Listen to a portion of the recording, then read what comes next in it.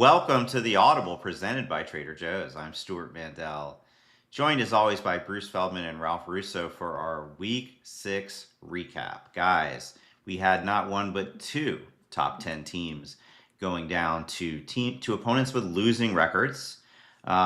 We had Bill Belichick taking one on the chin again. A little bit later, we're going to do shoutouts. We're going to do players who impressed us. We're going to talk about Arch Manning for the umpteenth time on this show. But guys, we got to start with UCLA. 0-4 UCLA. 24.5-point underdog UCLA beats number 7 Penn State, who just a week ago we were talking about as a possible national championship contender. So let's start with the obvious. Ralph, Penn State, should we go ahead and declare their playoff hopes done? Probably, listen, realistically, yes, if they win all their games, which would mean beating Ohio State, which would mean beating Indiana and Nebraska, which is pretty good now. And yes, if you win the rest of your games, Penn State, you'll probably be just fine. Get in the playoff. You'll have a good resume, maybe even play for the Big Ten championship again. That is all possible. But, we mentioned this right before we started going live here. This is a historic upset in some ways. To put some context on it, the last time a top 10 team lost to a team that was at least 0-4 was 1985. When UTEP, 0-6 UTEP beat number 7 BYU. This is also the game that James Franklin never loses, right? We complain all the time about his record against the best teams, but the reason why Penn State is always so good is because they always take care of business against the bad teams. This is like an earth-shattering type of loss. There's still time to recover, Bruce, but it's just you do wonder, like, where does this team go from here that came in with such high expectations? Yeah, I don't know if it was such a gut punch that they lost a game in the whiteout, atmosphere the week before, but UCLA was the one team in all of college football that hadn't led in any of its games, and it wasn't like they played like this, daunting schedule that they had, and they had looked atrocious.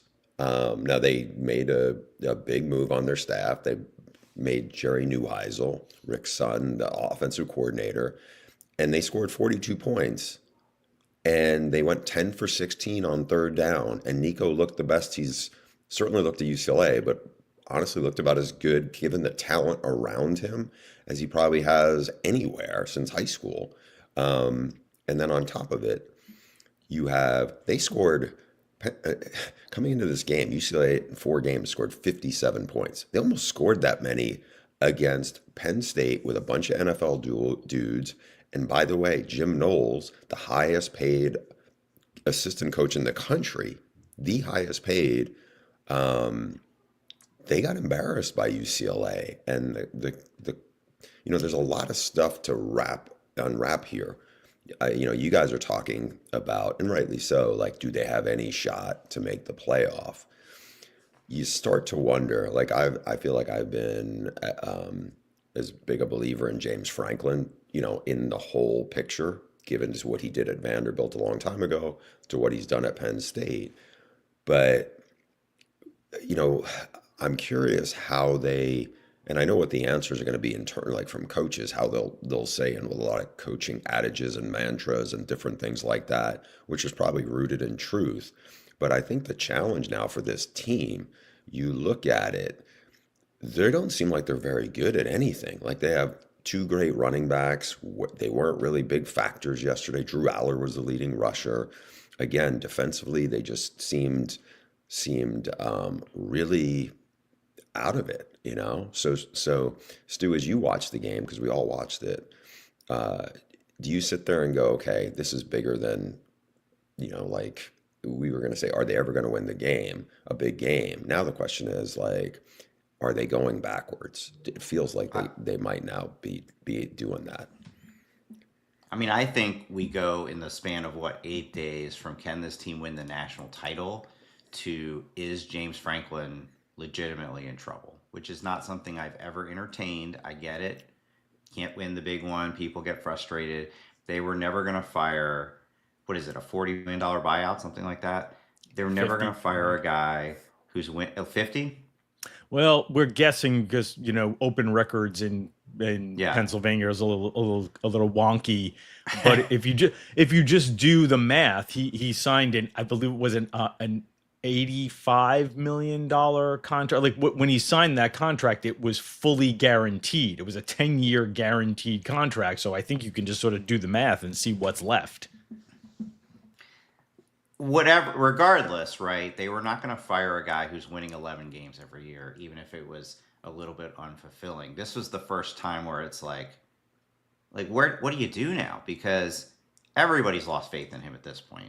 This was, as you guys, I mean, first of all, on the UCLA side of things, it's just nuts. As Bruce was rattling off some of those numbers about they haven't led in a game and whatnot. I mean, what were Deshaun Foster and Tino Sunseri, the OC, doing? Because clearly we saw that what Nico can do. You don't score 42 points just by accident, right? So whatever Jerry Neuheisel. By the way, Tino Sunseri was still at practice as recently as Tuesday of last week. That's when he got fired. Jerry Neuheisel said after the game he was so new to being the play caller that there were a few times he forgot to press the button to talk to Nico and call the plays. Like, how do you do that? But then on the Penn State side of it, like, how do you lose to that team? And look, some of the excuses are, I think, legit. I mean, that apparently losing Tony Rojas, the linebacker, was a really big deal. I do think cross-country travel affects you, but you're playing one of the worst teams in the Power Four. Like, you're not playing a team worst. that's like, okay. Honestly, who's worse than them? Well, we're going to get to that in a little There's a team while. we're going to talk about later that I think similar is color scheme carrying that mantle now. But you can't. This wasn't like, oh, they went to Iowa after a tough loss and Iowa did Iowa things. This was inexcusable. So yeah, back to you, Ralph. I mean, look, if he get it together and end up having a decent season, okay. But I think the danger here is you spent all this money. And we made such a big deal out of how they got the band back together. If things are starting to go the wrong way, do some of these guys who turned down the NFL start saying, I'm going to start focusing on the NFL? Well, and that's the question I sort of have about this Penn State team is sort of the burden of expectations, how that weighed on them, and how they react to that. Clearly, Franklin mentioned this, and there's some history in James's time at Penn State as the even though they hadn't lost consecutive games, I think, since 2018. But if you remember, or 2018, can't remember. I think 2020.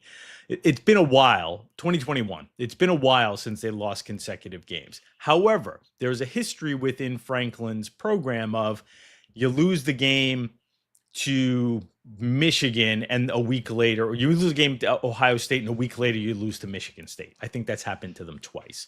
You lose to Iowa in a tough game when you lose your quarterback and it gets hurt, and then you lose to Illinois in 9 overtimes the next week, and that was not a very good Illinois team. That's the one case in recent history where Penn State lost to a team that finished under 500. Penn State has only 6 losses to teams that finished under 500 at the end of the year. It was 3 that came in 2014 when he first took over the program, James Franklin, 2 that came in the pandemic season, which was a total waste of time for Penn State, and that Illinois game. So again, they just don't lose this game. Chris Vanini, our colleague, stepped up and wrote a column yesterday suggesting that, he's been there 11 years. Maybe the time has come for an amicable parting of ways, right? Maybe his message has gotten stale. And even though he's very good at what he does, maybe they would both be, Penn State and James Franklin, better off going different directions next season. But again, to me, it's that burden of expectations that I wonder if is crushing this team a little bit. Going back to last week, also that simple idea of like, hey, this is the same team as last year, but without Ty Warren and Abdul Carter. So I do, I just wonder if like this team is not handling the fact that, hey, you came back for the national championship and then you lose to Oregon, and now all of a sudden you got to fly across the country and play in an empty stadium, half empty stadium, and they just didn't handle it mentally. One of our viewers, L Classic 15. Big Ten only has itself to blame for having some of its power teams lose games like this. Nuts to have a conference spanning the coast like this. Doesn't I help. don't disagree. Yeah, it doesn't help. Yeah. I mean, it's funny. Our great editor, Jill Thaw, and I we are on opposite sides. She thinks the cross country travel thing is just an excuse. It's not real. But like just yesterday, like the thing you see with these games is slow starts. Last night, Duke fell behind 21-7 to Cal, playing at 10:30 at night their time, and then kicked it into gear, much like Miami did at Cal last year. Washington went to Maryland and fell behind 20-0. So it seems to me the key is you get these slow starts, like you just can't dig yourself such a deep hole that you can't come out of it, and that's what Penn State did, frankly. So the theme on Saturday to me is who are our preseason number 1 and 2 teams? Texas and Penn State, who already have 2 losses by early October and are frankly just turning out to be not the teams they were predicted to be. Penn State and Texas. Texas goes to Florida. This wasn't to me as like earth-shattering an upset as Penn State UCLA by any means. In fact, I remember I picked it. I picked Florida to cover. Didn't one of you guys as well on earlier in the week? Am I imagining that? I don't think so. I think I was leaning into Texas gets right, but nonetheless, it was only a 6.5 point spread. Yeah, right. This was Florida, not anything like UCLA Penn State. The other thing, so Florida, they had played good defense. It had been a little puzzling why DJ Lagway hadn't done more. He came to life against Texas. And it's same old, story, and I'm sure we'll get into it here about Arch and the Texas offense. But guys, I'll start with you here, Bruce. What strikes me about Texas, like Penn State to me, obviously they played right down. They took Oregon to overtime the week before, and yesterday just seemed like one of those bad days at the office where everything goes wrong. We're 5 games into Texas' season, and they don't seem to do anything well. Like their offense is a mess. Their defense, which I thought would be one of the best in the country, gave up 7 yards of play to Florida, who had done nothing on offense before that. I mean, forget about can they make the playoff. Like, will they go to a bowl? Will they be this team does not look anything like preseason number 1. Yeah, I think you're right, Stu. I think the biggest disappointment with them was, yes, you can point out to Arch was underwhelming again, but this was way, their defense was supposed to be one of the best, if not the best defense in the country. And they got it. Florida took it to them. DJ Lagway would lit them up. You saw them. I felt like they got exposed on defense. They just didn't look like they were playing. Honestly, Florida looked like they were playing a lot harder and a lot more physical. And to me, the game style wasn't the same in terms of like what the analogy I'm going to make. But Alabama went to Florida State, and Florida State looked like they wanted it more. Texas went to Florida, and Florida looked like they wanted it a lot more, right? And this was the Gator team that I thought we were going to see before the season, where really good D-line, really physical, Lagway's talented. By the way, they got Dallas Wilson ready. Dallas Wilson, huge recruit, almost was at Oregon, ended up going to Florida. I mean, he's a man. He just was like physical as could be. He looks like he has a chance to be really special. Having him, his first game out there was a big difference. But on the Texas side, again, we've talked a lot about this. 4 new starting offensive linemen. They're figuring it out at receiver. On the Arch piece of it, there's some good in there, but there's also a lot where it just looks like he's throwing it up for grabs, where he's under so much pressure. And whether it's pressure on the, from the defensive line or pressure from everything that's going on around this team and all the discussion about him, it's interesting because in the parallel you have with Penn State, Penn State's a more experienced team, and that's why it's disappointing. Texas was close to playing in the national title game the last 2 years, and something is definitely off about this team right now. I don't know exactly what it is, but again, when you go to a place, now I get it, they have Red River coming up next, and Florida hadn't looked very good, but people still know that's a really challenging environment, no matter how much they're struggling. And remember, this is still the Florida team that had a really good second half of the year and finished strong. And maybe they needed a big wake up call, and maybe they got it. I'm interested to see what they do now. Is it like the same thing as last year? Wouldn't surprise me. Lagway's more experienced. I think they've seen a path. But the Texas part, like Ralph, you went down there. You were a really big believer in UT, right? I know you had to address this on social media. Address this on the show. I made a terrible pick with Clemson in the preseason. I regret it. How much do you regret your Texas bullishness? Yeah, listen, I picked them to win the national championship too. I had them number one in the preseason. I called them the new Alabama. My point was this was supposed to be the year that ascended Texas into that program that simply reloads. Because you mentioned it, Bruce, and Stu, you nailed it. You nailed it at the beginning of the year. There's going to come a point where this doesn't work out. And boy, Stu is right a lot these days. I know. Bothers the hell out of me. It bothers the hell out of me. So we could come a point like 6 games into the season or so when Arch gets sacked like 6 times in a game, and we're going, boy, we probably should have been a little more worried about that new offensive line. That's exactly what happened. Breaking in 4 new O-line starters is maybe should have been a red flag. But look, I didn't heat it either. No, but again, so to me it was, where Penn State's story was, we're bringing the band back, we're bringing this team back. We have a team that sort of looks like the Michigan 2023 team and the 2024 Ohio State teams in terms of keeping it together. Everybody comes back for another year. Texas's story of the season was, we are now in reload mode. Right? We move guys on to the NFL, but we have another bunch of NFL guys coming right after them. And we have this great new quarterback who's going to be even better than our last good quarterback. And that's where we are now. And they're not. They're not. They've taken a clear step back in what looks like more of a reset year. One of our commenters, Mr. Big Play Bray, which team is in better position moving forward, Texas or Florida? I assume he means this season. And frankly, as crazy as it sounds, Florida is 1-1 in conference play. Texas is Florida 1-1 in conference play, or yeah, because they lost to LSU. They're 1-1 in conference play. Texas is 0-1 in conference play. I would guess if you flipped open the odds, now Florida has a tougher schedule going forward, that their odds to win the SEC are maybe not that different.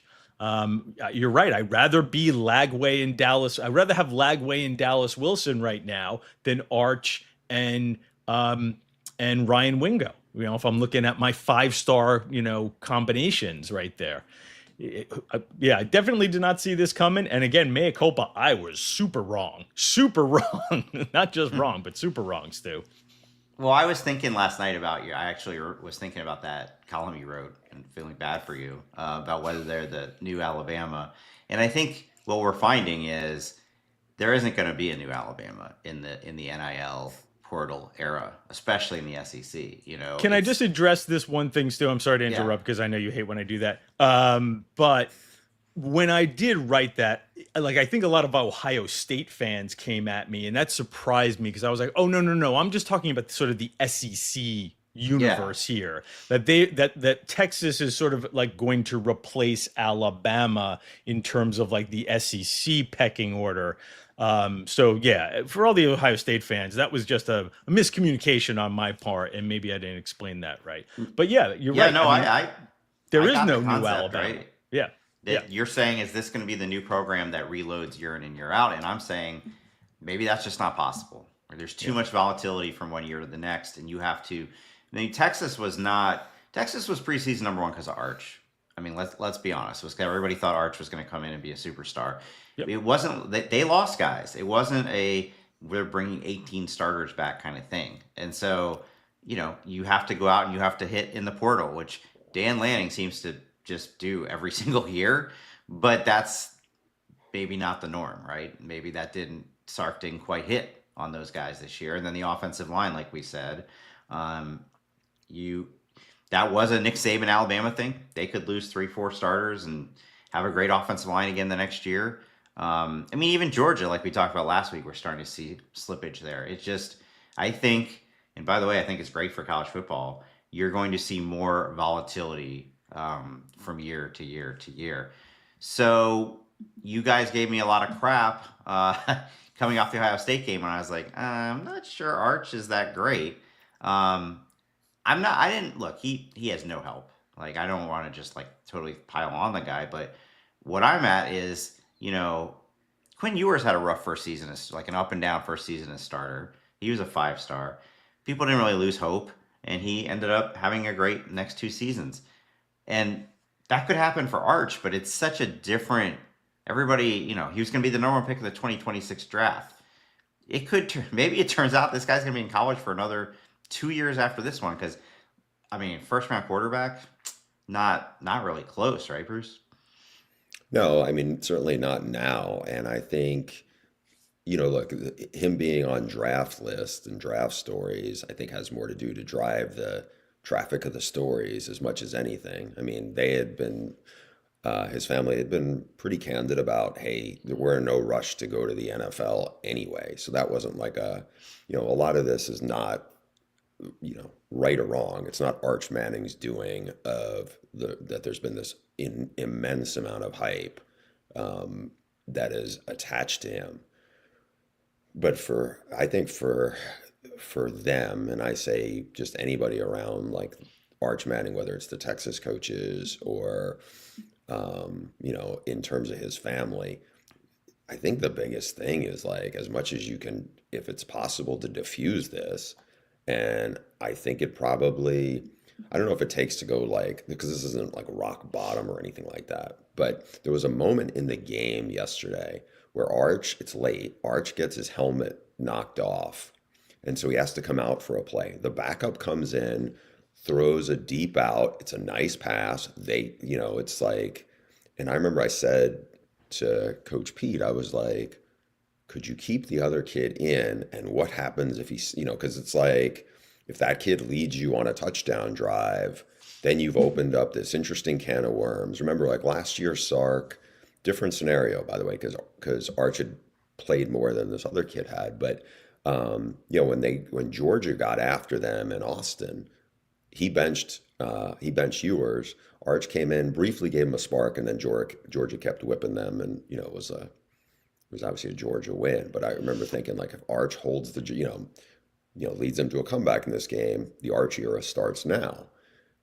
You wondered though a little bit if that kid, all of a sudden people are like, oh, is there going to be a quarterback controversy? How are they going to play this? I can only imagine how this is like feeling in Austin, just because we've never seen this kind of hype on any quarterback.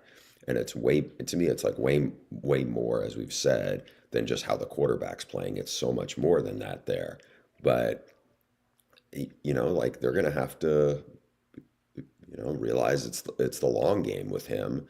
And if he turns out to be what everybody thought, it just takes a year later, so be it. I don't know, like from those 2 games and what else we had yesterday, obviously the two biggest games going into, we haven't touched on yet.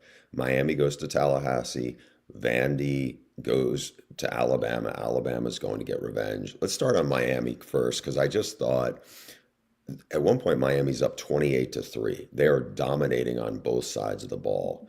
I thought this was the most impressive Miami had looked in a long time. And it was because Carson Beck was lighting up Florida State's defense. You saw the young receivers, especially Malachi Toney, shining on a big stage. CJ Daniels was one of their portal guys who was at LSU and before that at Liberty, made a couple of really nice touchdown catches. They're getting after the Noles with the defense looked a lot better. Was that a team that you look at and say, hey, Ralph, you do the poll. Yeah. Is this a team that should be in, can you put them any higher, or are those other teams, Ohio State and Oregon, just proven more to you?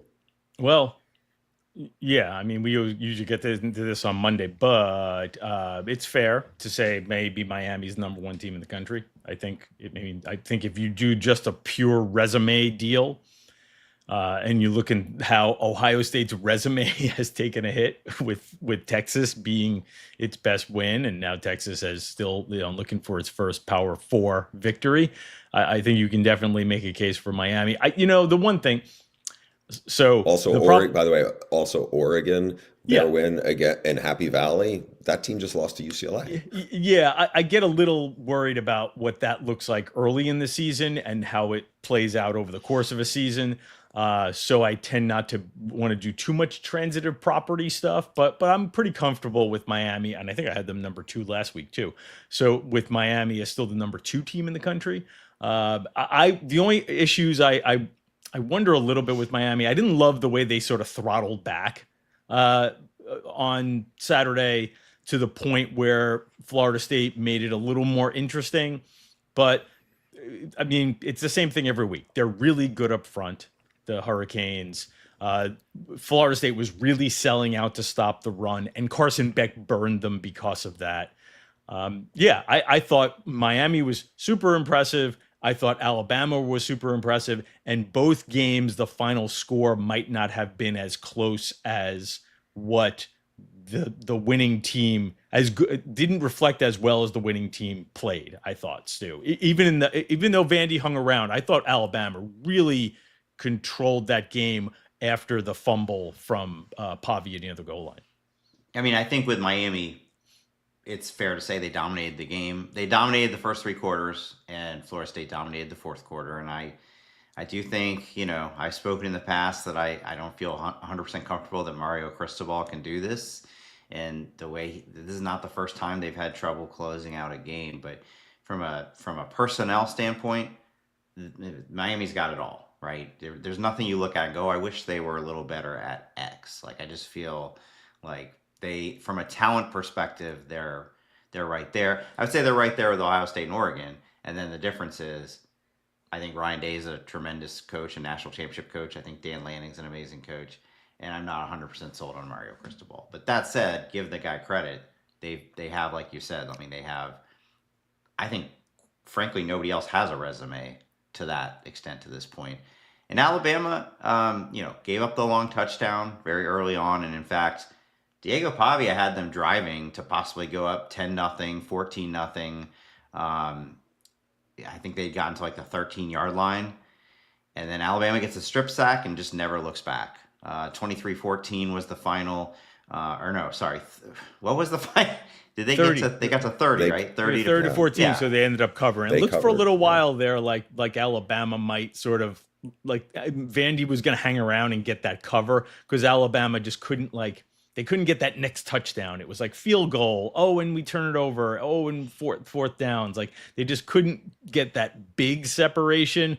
But if you were watching that game closely, Alabama and their run game looked really good, which is a big difference from the last couple of weeks we've seen them, Bruce. Yeah, just 2 things. You touched on one. So Jam Miller's healthy. That was the most impressive their run game has looked. The other thing is, late last week, I ended up talking to somebody on the Alabama staff for a while, and a couple of things came up. One, that Diego Pavia is much improved from last year. This guy was like, I don't know who he's worked with or whatever, but the ball's coming out better. He just looks way more decisive. It's a much improved Diego Pavia. And this is probably a better team than the one they lost to last year. But the other piece of it, and I think this is significant. Now, this game was obviously in Tuscaloosa. It wasn't on the road. But a big issue for them under Kalen DeBoer so far has been we get punched in the stomach on the road, and how do we handle it? Well, they weren't on the road, but they got down a touchdown twice. They're down 7-0 and then 14-7 to a team that's playing with a lot of confidence, who's undefeated and had beaten them last year. And I think you saw some signs that if I was an Alabama fan, I'd be pretty encouraged, not just by the run game, not just by the way Ty Simpson is playing, but also pushing through adversity.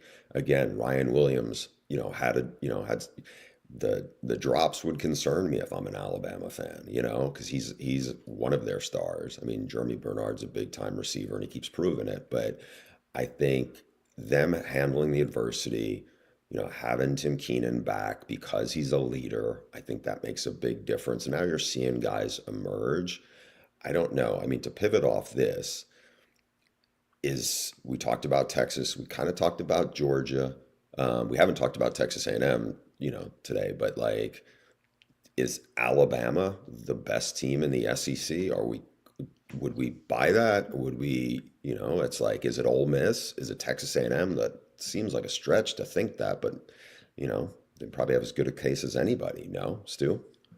I think it's open. It's wide open, right? I mean, my takeaway was not, okay, Alabama, the clear front runner in the SEC. I think they're obviously getting it together, for sure. Also, by the way, this was not a case of, okay, Vandy went to Tuscaloosa at 5-0 and got exposed. I think Vandy's really good, and they're gonna win a lot more games. Crazy as that may sound to people, but what Texas A&M is, I mean, I think Texas A&M for whatever reason has slipped back off the radar since that Notre Dame game.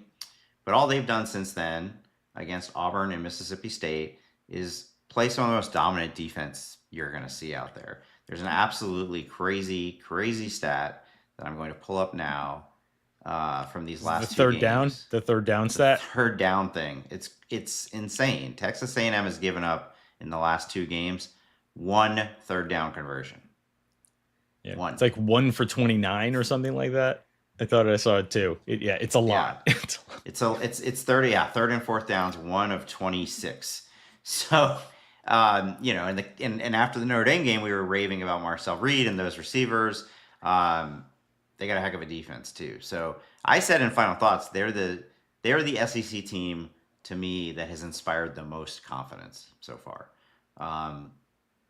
Doesn't mean they're going to win it, right? I think Alabama's in the mix. Ole Miss is in the mix as well. We're going to see what Oklahoma has, probably without John Mateer this week. Missouri, don't overlook them. They're hosting Alabama.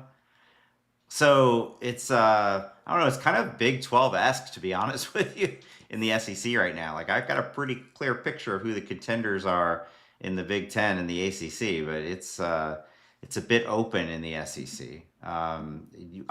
Ralph, do you have a lean right now in the SEC? I would probably lean Alabama too, though. I've definitely laid bare all the times I've been wrong, or I was wrong, especially about Texas. But I was also pretty high on A&M coming into this season, and we saw they had some defensive issues early in the season that especially got exposed by Notre Dame.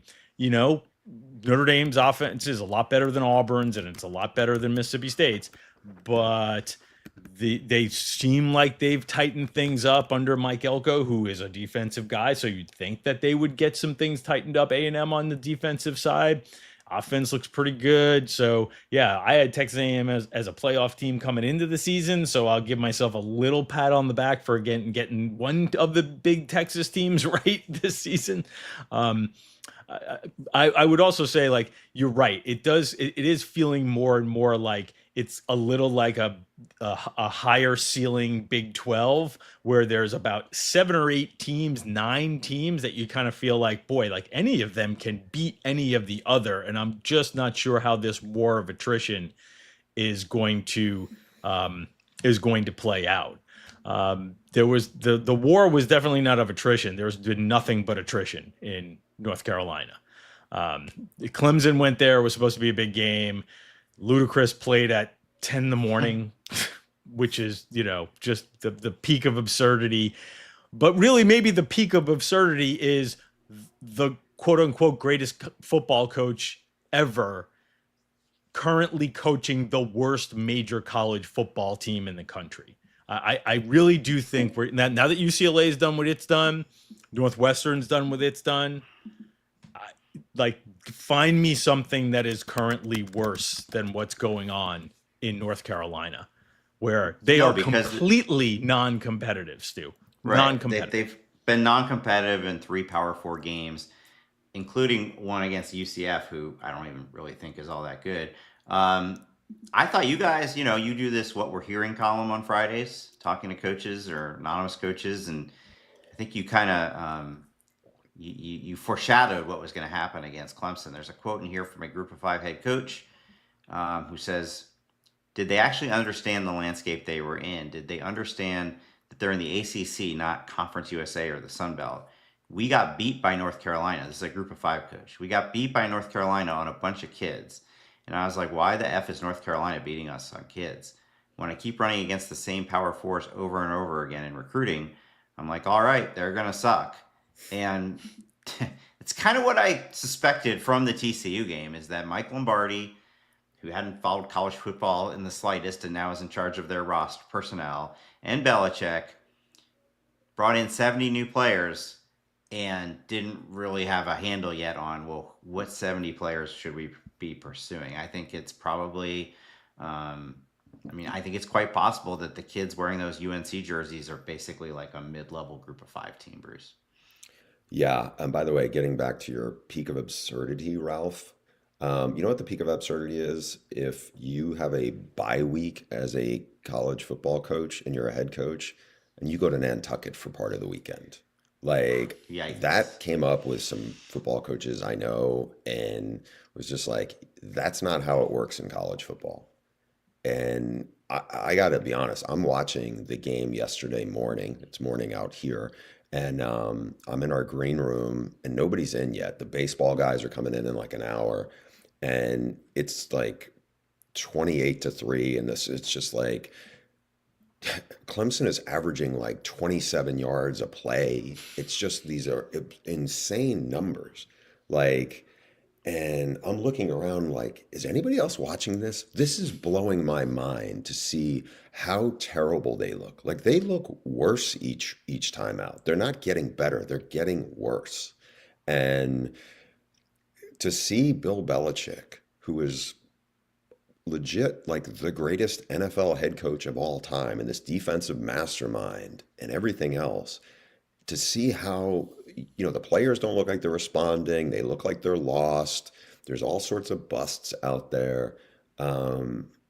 Like, I don't even want to say, Stu, we gave you your flowers like a couple of weeks ago. Stu might be right or whatever. I don't even think Stu is right about this. You like undersold. Like I this think I is, picked them to go 6-6. Like I yeah, thought, like, all I ever thought is like this, I don't need to be told I was right. All I said was, hey, this formula, NFL coach comes in, thinks he's going to reinvent college football. I've seen it before. It doesn't work. I didn't say this guy is going to be so out of touch and so bad they're going to be lucky to win a football game. And that never entered the realm of possibility. But, that the TCU game was really alarming because TCU guys, their defense looked like almost like they quit in the second half. Now I'm sitting here saying, I don't think their defense could have done any better. Clemson's offense, as we know, guys, this is the team they needed to face for their offense to right itself. Cade Klubnik was 108th in the country in pass efficiency going into this game, and he almost didn't miss. 22 of 24 for 254 yards and 4 TDs. They also ran that double pass on the first play. It looked like Clemson had watched the tape and said, we're going to name our score today. And then they actually ended up kind of taking their foot off the gas. The final was 38-10. I think they could have scored 70 if they wanted to, because UNC's just, they don't have play. It's like watching it's like watching one of those early season, Group of 5 or maybe even FCS tune-up games. I just think they completely whiffed on which transfers to go after, which, they were claiming was going to be their biggest selling point, right? We're the greatest evaluators in the history of football. Yeah, I want to just follow up on one thing. So I got a text yesterday from a pretty established agent who also deals with NIL clients. This is what came in at 1:34 Eastern yesterday afternoon. I think this is probably around halftime when they're down 35-3. This Carolina situation is something. there was so much arrogance before the season. Dealing with them in the winter/spring was quite challenging. The word arrogance, I think, seems like it is a really spot on from every vibe you get. It was like, okay, we're coming down here. We're going to show everybody what it is. Again, hate that Stu's so right on this, but he is. And it's beyond I don't anything know. I would have predicted. So can I pivot to you on this, Ralph, though? So Sure. we got a 73-year-old head coach who is getting embarrassed weekly and so bad. Did you see a scenario, like a real scenario, where he goes, "I don't need this. I'm going to bail after the year"? Oh man, How, if you're North Carolina, that's what you're probably hoping for, right? Because if you have to be the one to pull the plug, I think it's going to cost them $20 million. His first 2 years of his contract were guaranteed. I don't remember the exact structure of the buyout, but if I remember correctly, it was a 5-year deal, but really a 3-year deal, but at $10 million a year, with the first 3 years guaranteed. But it's also, I think it's just $1 million for him to walk away. In other words, $1 million for him to pay back to North Carolina. It doesn't look like he's taking this. You talk about arrogance. It doesn't look like he's taking this seriously. The other part of this, which we've touched on in previous shows, is this idea that the whole point of this was to sort of not just be good at football, but to do the Dion effect thing, right? To just put your hooks in your fans and get them super excited because we're a basketball school, but now we're a football school. And we're going to just have all this energy around the program. And that, as much as anything else, will carry over and will transform UNC from the supposed sleeping giant to something that looks like a school that can contend for playoff spots. And the place is empty by halftime. They're so bad. So it's not just that they are bad and they might need time to figure it out. It's that part of the plan was to build a ton of enthusiasm quickly, was to capitalize on that burst of enthusiasm. And that enthusiasm and all that hope for enthusiasm is just all gone. I don't think he's quitting after the year, Bruce. I think that would be, first of all, that'd be admitting defeat. And second of all, they haven't even gotten yet to, probably one of the things he loves most, right, was the draft. Did you guys see Football Scoop got this letter that Lombardi sent to the donors, I think early last week, kind of laying out their plan? Did you see this? I had heard about it because I think David Ubben for us referenced it in his story. I don't know if he got it, but I think he referenced it. Right. It was weird. I'm not going to read the whole thing. It's very long. But he's basically like preaching patience and kind of laying out their plan of like, here's how we're gonna do this thing. He says the key point is they're basically going all in on high school kids, is what he told them. The portal is like free agency in the NFL, good for filling specific holes in the roster, not conducive to fill depth and develop talent. We need the high school foundation to support this solution. Since Bill and I didn't arrive until after the December 3rd signing date, the 2026 class will be our first. It needs to be our best. Therefore, our plan is to sign upwards of 40 high school prospects in the 26 class. We are essentially signing 2 high school classes in one. It won't be easy. As mentioned before, we will embrace the hard. And there's a line in here about playing young players will create bumps along the way. And then there's a quote from John Beeline. You should read it. It's long and basically like it's just a big excuse for why they are probably going to continue to struggle for a couple of years. I was going to say, you're basically telling telling a long-term plan. We suck this year. We're going to suck next year. But really, by the time year 3, when the guarantees of my contract are up, then we might be pretty good. What are we doing? This is not the way it works in college football anymore. No, I don't even think you can. It sounds like an email you would have sent in 1997. What's keeping, I don't know if there's anybody they want to keep on this roster at this point. I assume there's some, What's keeping them there? Like I would like if I'm a kid with who could get another Power Four program to offer me, it'd be like I'm getting off this Titanic right now. It is something else. We could go By on the way, forever. Oh, the best players they got out of the portal were the two that he got from Jedfish and Steve Belichick's team. That Hmm. where Belichick was working last year, where obviously they had a lot of good information on how talented and how ready those two players are. But beyond like Thaddeus, I think it's Thaddeus Dixon and Kamori House, but they just don't. I mean, the talent doesn't look like it's there, but it's more than just the. Like we see plenty of teams that don't look like they should be able to line up, and they get prepared, and there's no out scheming anybody right now. That's the other thing. It's not the first drive, and I don't know. I now all of a sudden it's the train wreck I'm very fascinated by. And they're going to go up to Cal for a Yeah. Friday night, and Stu should be tailgating at that game. Like, Well, I'm not going to tailgate, but I'm probably going to attend it. Guys, let's do the segments we always do at the end of this show. First of all, players who impressed me the most, and I will go first. And I will take it. And Ralph's probably going to kill me for taking this guy, but he was late to the show.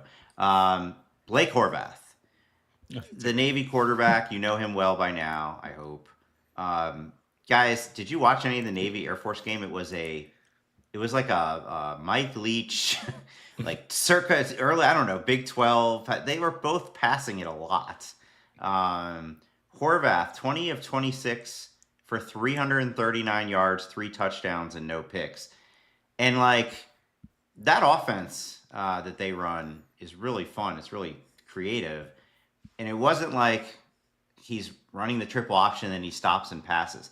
It was straight up drop back, throw 50 yards down the field. They had a receiver whose name I'm going to botch, Eli Heidenreich. Did I get that? you 8 catches did. for 243 and 3 touchdowns. Navy's 5-0. Horvath is now 15-3 as the starter there. Oh, by the way, he also ran for 130 yards. This kid's a lot of fun. yeah. Drew Kronick, by the way, is the offensive coordinator at Navy, and basically it's a version of the wing T that he's running. It's fabulous. It's really an awesome offense. I guess I'm going to go next on my shout outs for players. We're quarterback heavy right now. Mason Heinschel. I looked it up. Mason Heinschel is the freshman quarterback who Pitt used yesterday. True freshman. They benched Eli Holstein because he was having a rough time the last couple of weeks. Heinschel comes in there and throws for, I got to get the stats exactly right here. He throws for 323 yards, 30 for 41 against BC. Pitt wins 48-7. Now, as someone with a child at Pitt, I have I don't really root for Pitt, but I watch Pitt, or I pay attention to Pitt football, probably more than most people who are national college football writers, because I feel like I have some attachment to the program now. I didn't even get a chance to watch most of it because it was over so quickly. They jumped out so fast and were just pouring it on so much. So it looks like a relatively local Pennsylvania kid, Mason Heinschel, it looks like Pitt may have something to turn around a season that was really starting to skid a little bit and look like it could be in trouble of going off the rails. And also maybe BC's not that great. BC might be in the running for the non-UNC worst Power 4 division with like Stanford and a couple others. Stanford beat them.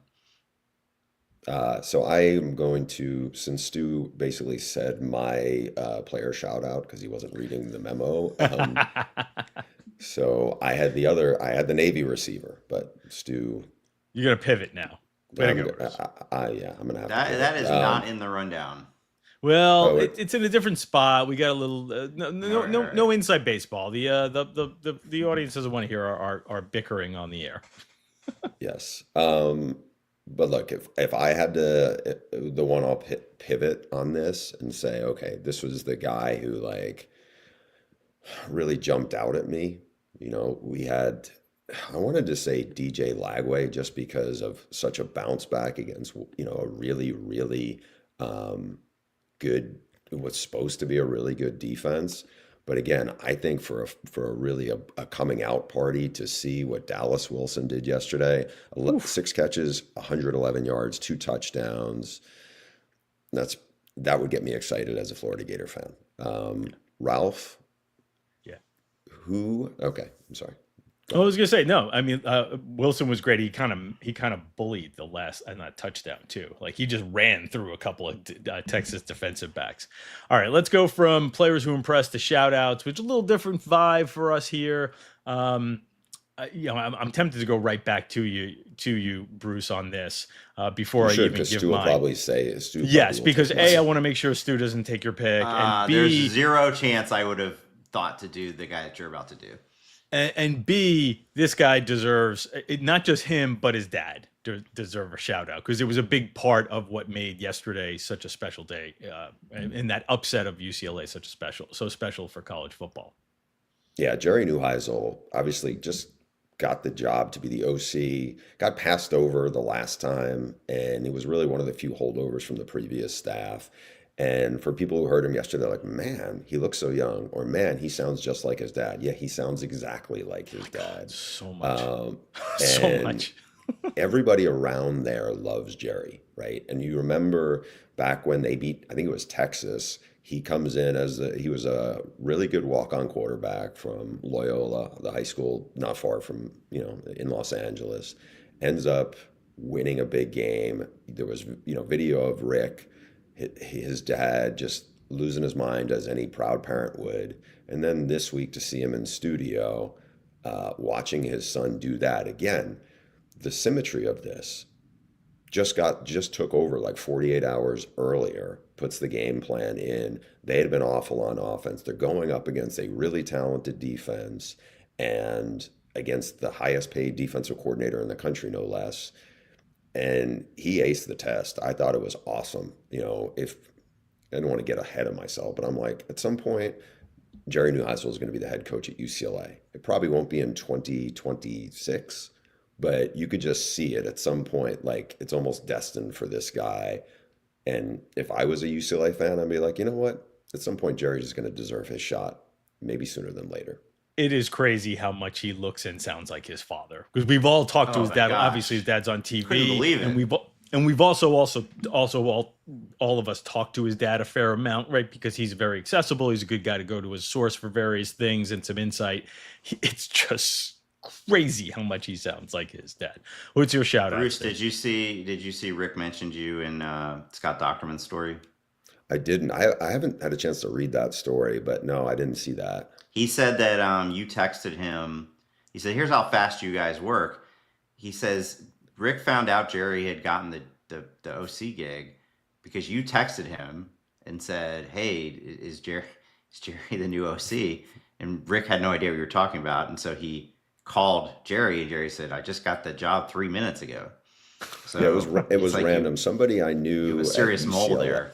Somebody I knew at UCLA had said, and I'm at like my son's track practice on Tuesday, and I'm like, and Rick and I have a good relationship, and I texted him, and yeah, good on Jerry. Like I said, anybody who knows Jerry is like was again, this is not a knock on Penn State, but anybody who knows Jerry was like rooting for him and seeing him get carried off on the field, like that was an awesome scene, and for the Bruin fans who have been beaten down, and I would like to have seen them storm the field, whoever showed up, but it was a cool scene. Stu, what do you got?